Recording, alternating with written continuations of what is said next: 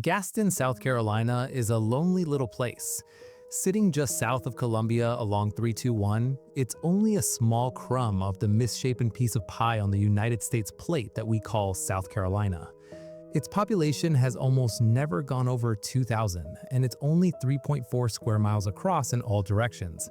It feels even lonelier when you come in from a place like Roanoke, Virginia. After Mom lost her job, we moved to the only place where the rest of our family resided, good old South Kakalaki.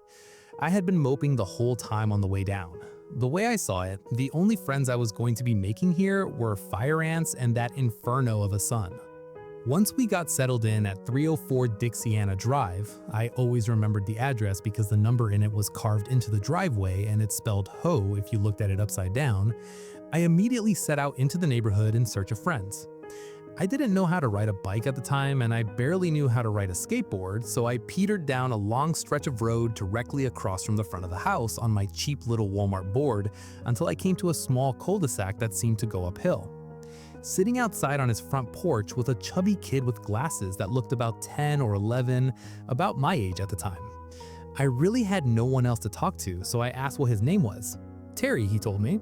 He liked being outside a lot and I didn't, but we both seemed to enjoy video games. With that, we would get along just fine. There was one thing that he hadn't told me over the next few weeks that we spent riding around the neighborhood. He was into scary movies. I was a massive chicken when it came to anything that seemed intent on forcing you to change your underwear every 5 minutes, so I didn't really like that aspect of him. Even worse, he had tons of horror movie action figures and loads of VHS tapes of all the classic creepy movies you can think of stacked in his room. Every time I came to visit, he was almost certain to scare the living bejesus out of me with one of those creepy Freddy Krueger dolls, or force me to watch the Texas Chainsaw Massacre with him in the dark. His room wasn't really that nice looking to begin with. He had a bunk bed, he was an only child and just his grandmother lived with him, in which he slept on the bottom and all his slasher flicks and action figures slept on top. There were loads of holes in the walls and everything had a generally grimy feel to it. It made those horrifying moments of watching pure terror in the dark all the more icky. One day, when he realized that I pretty much hated any kind of horror movies he threw at me, he began telling me urban legends. Some of them were about the town as a whole, but more often than not, they were about our particular neighborhood. I didn't really believe any of them. That is, until he told me about Hanging Man Hill. It was about a year after we had met each other. We were riding around the neighborhood. By this time, Terry had told me to man up and eventually taught me how to ride a bike. He stopped when we were riding in front of a house we simply entitled The Crack Shack due to its residents being stoned out of their minds on a regular basis. He seemed to be peering out at a small pathway behind the place that sloped up the farther you went back. He was usually the leader when it came to showing me new places in the neighborhood, so I didn't question a thing when he beckoned for me to follow him up the trail. It was a pretty steep climb up the side of the hill, with plenty of sand and rocks to send anyone not being careful straight back down. It felt as though the trees were closing tighter and tighter on us until we reached a large opening at the top. Besides the empty soda bottles and used condoms, the only man-made thing in the area that I could see were long stretches of telephone poles going across a series of sandy, dry hills. If not for the 2 strips of heavy forest on either side of these hills, it might have gone on forever. The area didn't seem to have any particular importance. I had expected him to bring me to some awful cemetery, but in the dying light of the late afternoon sky, those rolling hills looked beautiful. I thought that he might try some desperate last attempt to scare me, but instead he just turned to me with the most serious and grin face I'd ever seen him on. "Here we are, Hanging Man Hill," he whispered. "Hanging Man Hill? Is this another one of your stories?" "Sort of, except this one's true." I rolled my eyes at the thought. How did he possibly expect me to believe any of his tales? He just kept staring at me with that face, waiting for me to respond. How could this even be a Hanging Man Hill? There's no hanging man, and there's at least 5 dozen hills here. Right down there, look. He pointed his finger toward the nearest telephone pole, sitting between the 2 closest hills to us.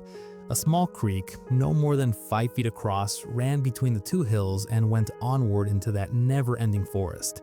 There was no hanging man, but the pole itself seemed more ominous than the rest. "Roy Terrence," he whispered. "Who?" It wouldn't be Hanging Man Hill without a hanging man, would it? He bolted down the first hill on that blazing orange bike of his. I tried to keep up, but Walmart and sporting goods don't seem to mix. There was a faulty chain on my cheap, dull red bike. The sticks from the surrounding trees had rooted themselves to the ground and were now snagging onto the dangling chain. With one mighty tug of a huge root on the bike, I was head over handlebars all the way to the bottom. I landed on my knees with a small sploosh sound as my legs hit the water. It couldn't have been more than a few inches deep. I almost called for help from Terry when I realized that he had stopped at the bottom just before I had tumbled to the creek alongside him. His head was peering upwards, looking straight at the top of that dark and shadowy looking telephone pole. "Little help?" I squeaked. Terry broke his gaze with the pole just long enough to wrench me from the creek and get me to my feet. After that, his stare continued to be fixed on seemingly nothing at the top of the pole for the longest time. "What is it, or who is it, that you're looking for again?" I grumbled in frustration. I was gonna be pretty pissed if he had taken me down here and all I had gotten out of the trip was a banged up knee. I hadn't noticed the pain before because the water in the stream was cool, but now it stung like the dickens. "Roy Terrence, owner of that small shed just beyond the trees over there." I hadn't noticed the shed before. It sat just behind a large oak. It couldn't have been bigger than 5 outhouses put together. After his wife and kid left him, he hung himself on the wires just above us. Cops didn't find much, just a charred husk of what used to be a man. Legend says that whoever is out here at his exact time of death gets strung up on the wires with him. "Oh, and do tell, when would that be?" For once, he broke his serious tone to give me a goofy, "I don't know," shrug, and then he was back to that grim attitude. "And you're suggesting that we stay here and wait for him? Despite the many excuses I have to dispute this, I think I'm going to go with, it's late and mom is making dinner, so I have to go home." "Fine. Tell your mom that you're sleeping over at my house tomorrow night, and I'll do vice versa with my grandma. Meet me here at 7. Against my better judgment, I decided that I might as well come. What harm could it do? Obviously, he was lying, and if nothing else, it would set my mind at ease to see that he was. While none of his other stories actually seemed to be true up until this point, his sudden change of tone made this one sound slightly more believable. When Terry had told his other stories, he was giggling so hard that one might think he'd snorted at least a pound of happy crack. When we were heading home, just as the last tint of orange had left the sky, I asked him, "Why did you get so serious back there? You're always such a total goofball." "I lost my grandpa to Roy Terrence. My grandma was with him when it happened. Haven't you ever wondered why she's so grumpy all the time?" Its grandma was in fact very crotchety. I had never bothered to ask why she was that way. If this was all some elaborate hoax by Terry, I was going to slap him into next Thursday when this was done. That night, I had a horrible nightmare. Like most people, I couldn't remember much about it, but it had Roy Terrence written all over it. Even though it was roasting on that hot South Carolina night, I had woken up with the chills.